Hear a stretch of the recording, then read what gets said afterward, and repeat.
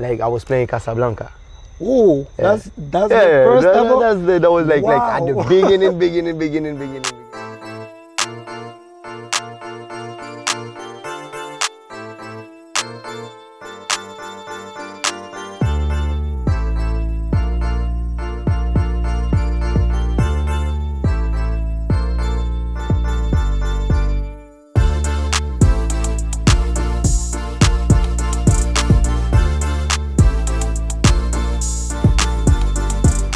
All right, so it ain't news to anybody that St. Maarten possesses a whole lot of musical talent on the island. And the same goes for our next guest. We got a top DJ on the show, very well known, Dutch and the French side. With 10 years of DJ experience under his belt, he's been to various places such as France, the Netherlands, and all over the Caribbean. And he's the official DJ of the Red Eye Crew. And most importantly, he's probably your girl's favorite DJ too, is DJ Maestro, bro. What's up, man? What's going on, man? What's up? Thank you for coming. You know, we Pleasure, invited man. you to this random ass parking lot. Sometimes that's the best places, random places, man. Yeah, bro, but we really appreciate you pulling up. So let's get it started. Let's go. All right, so as you can see, I don't know if you noticed, but I got this old ass shirt on right now. Privé shirt. Exactly. What's on it? Privé. Privé. Now, what does privé mean to you? Tell the people. Okay, so that's funny though, because Privé is like the first like club I really actually start playing, like let's say over the hill. Because back then, for those who know me from a long time, like I was playing Casablanca. Ooh, that's the first ever? That was like Wow. at the beginning. You know? Okay. And then somebody was working at Privé saw me and say like, yo, you're a good DJ, you should come play to the club. I would talk to the management, you know. Oh, yeah. Shout out to Anish, by the way. Yeah, shout out to Anish, yeah. And I started playing Privé.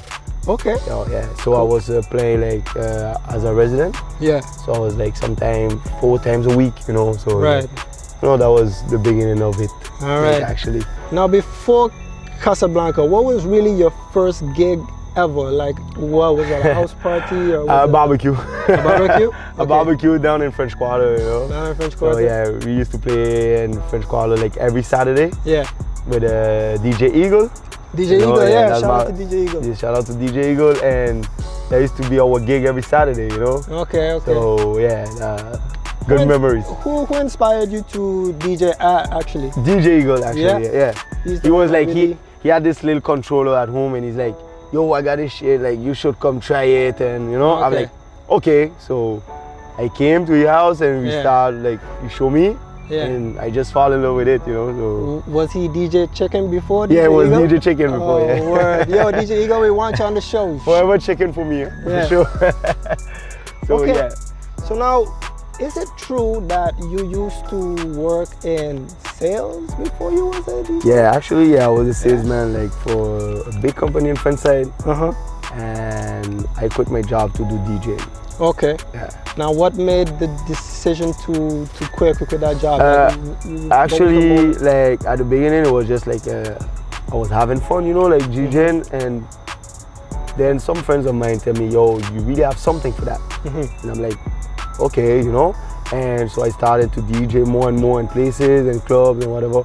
So I didn't have much time for the work, you know, like you finish late, you gotta wake up early in the morning, go work. That was really challenging. So I just like decided to quit my job. Okay. So after like 3 years of working, I just quit.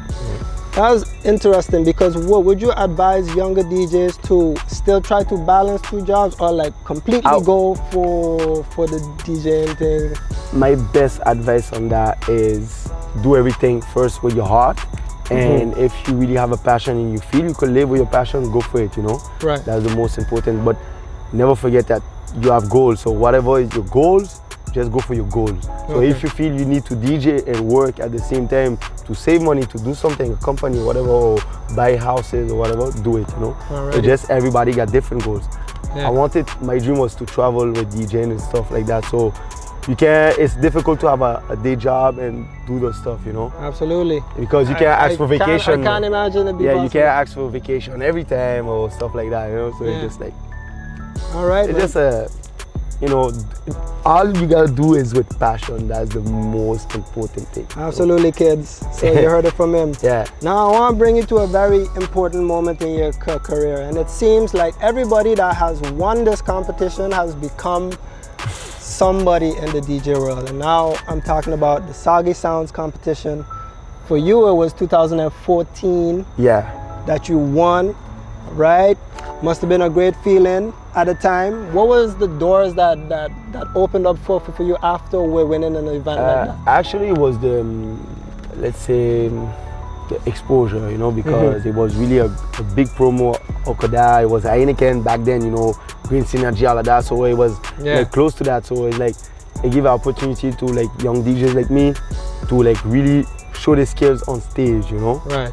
And that was just like a boost, you know. So like everybody started like, oh, who's this DJ, you know, like, and that's where gigs start really coming in, you know. Gigs, okay. And your phone started blowing up. It basically started blowing up, and you know, like, it really gives you a boost also inside for your self-confidence. For sure. Because when you got a big crowd like that in front of you and you didn't had it before, you know, like those type of crowds, and you really have to manage the crowd, it really gives you something with your self-confidence, because it's like, yo, I want that, or at least to reach in finals. Like I reach in finals of a competition in the front of people, you know.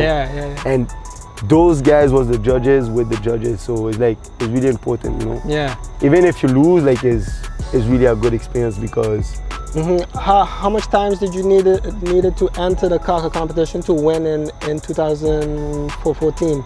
Because did you? That was my first time. That was your first time. First time and last time. Was Big Boss in the competition? Yeah, he was in final with me, you know. So you cut him? No, it's not about cut, you know, like. It's, you know, sometimes it's competition, so it's like that. Yeah, you know? but I mean, it's friendly competition. But at the end of the day, you know, you want to. You know, Big Boss is my homie, my dad. So you know, now we're working together. So it's like we was both in finals. So now you know. Beautiful, man. Yeah. Hey, you happen to be the official DJ of the Red Eye Crew. Yeah. Now explain to the people how you and the Red Eye Crew even link up in the first place. Like, how did that come to be? Me and Red Eye Crew, like, it started with Johnny Pepper from the group. So shout out to Johnny also. All right.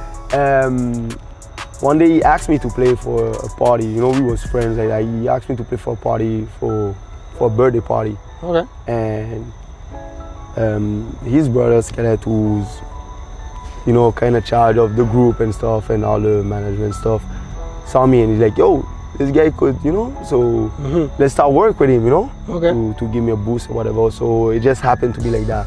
End up on shows with them, and you know, the energy I was giving and the shows was like matching the energy, so like, for sure, it went like that, you know. Because any show I see with you and REC, I feel like you take an active role also on the stage to perform. You know what I mean? Yeah. That's really important for me, you know, because I'm realistic. Like I'm not like the biggest technician and DJ, you know, but I know I have an energy that I share with people, and people like feel this energy, and that's really important to me, you know. Like I just be myself, because I really in my element, you know. Like so that's really important, and that, you know, everybody have the, like, let's say, the good point and the bad point. So like Now that's probably around the same time you also joined the whole Kalaboom movement. The Kalaboom team. Okay. And it was well, it's Big Boss, Lila was me, and that was the Kalaboom DJ, you know. So that was really epic years, you know. Kalaboom DJ, we was on every flyer, every time, all the time, and that was crazy, man. Good the things. Blow up was real. Parties in St. Maarten was packed.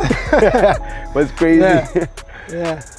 But speaking of parties and maybe chilling down a little bit, during the quarantine, it seems like man become an artist. Right? All right. So your track, social distancing.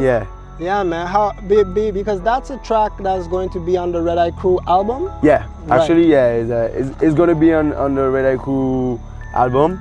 Cause I didn't even know you was into music production. Yo, bro, like quarantine just like show new talents, you know. You just home bored, and I just like start singing this song like just for fun like that. and I find a beat and I just like start singing on this song, and we go back over a beat for my song, and we just did the song. You know? Okay, just like that. Just like that, like, and we. I have a feature with Eye Crew. This is crazy, you know, like. It is. Even though I'm the DJ, you know, they don't just do song with anybody just like that, you know. So shout out to Eye Crew also, you know. For sure, for sure. Now I mean, okay, being an artist is one thing, but I do know even before the Social did Distancing track that you did work on production, because I think I remember a remix with Fifi that you yourself had produced. By the way, up to this day, crazy remix, crazy, because it's a bouillon. It's a bouillon. Lit. This remix being like dancers from all over the world like did video on this, and they finish on NWE worldwide. And, all right. But you know, it's just like little stuff that sometimes people don't really see, but you know, it's important, like, you know, to share it with them. Now I wanted to ask, connecting to that, is there any more type of production in the pipeline? Maybe more singing for sure. More singing for sure. More singing for sure. Ladies. More singing for sure. And no, the goal in 2021 is like really like to see where this COVID gonna go and work on bigger show, you know, like big stage and stuff like that. Alrighty. But production should come too, you know, like we just, you know, we doing everything. You have to be like really like versatile in this job. You know, you can't stick to just one thing. Yeah, you can't just be the guy playing music. You gotta be. At the end of the day, music, arts is a hustle. So you never have to give up and always give the best of you. Yeah. So Now, I mean, DJ Maestro is an established DJ on the island, but where do you want to be in your career when it comes to fame, fortune, like at what level? Like, do you have a role model? Well, I guess like as all DJs, I guess, who really loving what they're doing and the passion is like really to live and go around the world with it, you know? Yeah. Like we did a lot of stuff, you know. Big Boss and I, we really like play a lot of places. Like I show a lot of people don't even know places we play already. For sure, you know? Because before the COVID, like I mean, you used to see you going to Toulouse like every week or something like. We used to live in a plane, like basically. People used to tell me, yo, you should get up for every plane, like, you know, as a joke, you know, like yo, like you're always in a plane, like. And you know, we play like many places, like Holland, I play like Belgium, I play in London for Notting Hill Carnival, I play in Spain, I play in Toronto, you know, like we do a lot of stuff and people don't even realize how much like we did and for St. Maarten, because everywhere I go, I don't represent just the French side, I represent the whole island. Right. You know, like we really representing the whole island. It's Dutch side and French side. There's no about two islands, is one island. Right. Like if you're from St. Maarten, make some noise. We've been to places people like do 3-4 hours of driving just to see us. You know, this is crazy. You know, this is love. And I want to shout out all my people from St. Maarten. Thank you for the love. Thank you for the love. It's because of them we could do those stuff, you know. Absolutely, man. Love. Love, a lot of love. Now, okay, so DJ Big Boss, you know, that's your partner in crime. Now, what's the craziest experience you can think of on the top of your head what you had with a show with DJ Big Boss? Or the craziest, wow. Craziest, like you would say, like the craziest party. Okay, the craziest party or something funny happened. You know what's the craziest? Well, I would say it's like a moment, like when we went on tour with Eye Crew. Okay, this was crazy. I can imagine something. Like there was this, like the behind the scene. I wish people could see the behind the scene, because there was just like, this was crazy. Yeah, this was crazy. That was really a good moment that I will never forget. You know, it had good and bad moments. You know, and that was really like, let's say, a crazy experience. Like living on a month touring is crazy. Yeah. You know, just going to city, clubs to clubs, parties. Yo, it's crazy. I mean, is REC planning to tour after this album? If if COVID, like, Yeah, you know, I for mean, sure. eventually it got to, bro. Normally they had to tour in 2020, but Yeah. you know, Yeah. this of course. happened, and hopefully in 2021 we could tour again Yeah. and do the round of the world if you want, you know, like. Yeah. Crazy. But when I cool, I've been to crazy places too, you know, like good shows and big shows, you know, that was really huge and stuff. All right. All right, bro. The last question that I want to top this interview off with is, what does DJ Maestro like to do besides music? You know, what are your hobbies? Okay, I like to play football. Okay. Yeah. For English people, how you say it? Soccer? Yeah, soccer. I don't fucking say soccer. And I like doing sports, you know, like lately I've been like into this calisthenics thing. Okay. I like it, you know, like with the bars and, you know, everything with body weight. All right. It's kind of cool. But yeah, I love doing sports. Like sports is really important for me. And yeah, good food. That's important too. I feel you, bro. I will say woman because cut that. I was waiting on it and you was waiting for it. No, I'm not gonna say yeah, but I sure like a lot of woman and whatever. Who don't like woman? Yeah, exactly. Tell me. Alrighty, bro. Tell the people where they can find you. So basically you can find me anywhere. Just follow me on Instagram, DJ Maestro X6M, and you just watch my stories to know about the flyers and the parties. Just follow me. Yes. Shout out to Stov, you don't know. Thanks. Hey, brother. I really appreciate you. No problem, man. Thank you, man. Pleasure. Till the next time, y'all. So it's a wrap? Yes, sir. Yep.